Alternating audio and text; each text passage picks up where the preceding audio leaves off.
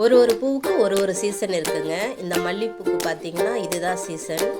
இன்னும் ஒரு 3 மாதம் நல்லாவே பூக்கும் இந்த மல்லிப்பூ. என் மாடி தோட்டத்தில் ஒரு 4 செடி வச்சுருக்கேன். 4த்துலேயுமே ரொம்ப அழகாக பூக்குது. பார்த்தாலே உங்களுக்கே தெரியும். இது வந்து இருவாச்சிங்க. நிறைய பூக்கும். மொட்டு ஒரு மொட்டும் பார்த்திங்கன்னா ரொம்ப பெருசாக வைக்கும்.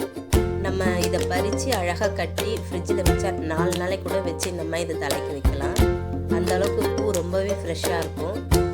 நான் ஒரு 4 விதமான மல்லிப்பூ செடி வச்சுருக்கேங்க. இருவாச்சி மல்லி, குண்டு மல்லி, மதுரை மல்லி, நம்ம நார்மலாக மார்க்கெட்டில் கிடைக்கக்கூடிய மல்லி, இந்த மாதிரி ஒரு 4 விதமான மல்லிப்பூ செடி வச்சுருக்கேன். இந்த 4த்துலேயுமே எனக்கு பூக்கள் தொடர்ச்சியாக கொடுத்துக்கிட்டே தான் இருக்குது. இந்த சீசனுக்கு பார்த்திங்கன்னா எனக்கு மல்லிப்பூ வெளியே வாங்க வேண்டிய அவசியமே கிடையாதுங்க. அந்த அளவுக்கு பூக்கள் பூத்துக்கிட்டே இருக்குது. நமக்கு இது செய்ய வேண்டிய ஒரே ஒரு விஷயம் என்னன்னு பார்த்திங்கன்னா, பூக்கள் பூத்து முடித்த உடனே அதோட காம்புகளை நம்ம உடச்சி விட்டுருணுங்க. அப்படி உடச்சி விட்டிங்கன்னா அடுத்த ஒரு வாரத்துலேயே உங்களுக்கு மொட்டுக்கள் வைக்கும். தொடர்ச்சியாக உங்களுக்கு பூ வந்து இருந்துக்கிட்டே இருக்கும். நீங்கள் இதை காம்பை உடச்சி விடாமல் விட்டுட்டிங்கன்னா உங்களுக்கு பூ வந்து குறைஞ்சி போயிடும். அதனால் எப்போவுமே ஒரு காம்பில் மொட்டுக்கள் வந்து அந்த பூ முழுமையாக பூத்து முடிச்சிருச்சுன்னா அந்த காம்பை நீங்கள் அழகாக அதை உடச்சி விட்டுருங்க.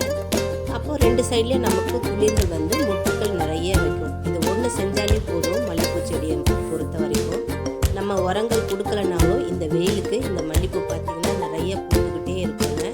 இது பார்த்திங்கன்னா மதுரை மல்லி, நல்லா குண்டு குண்டாக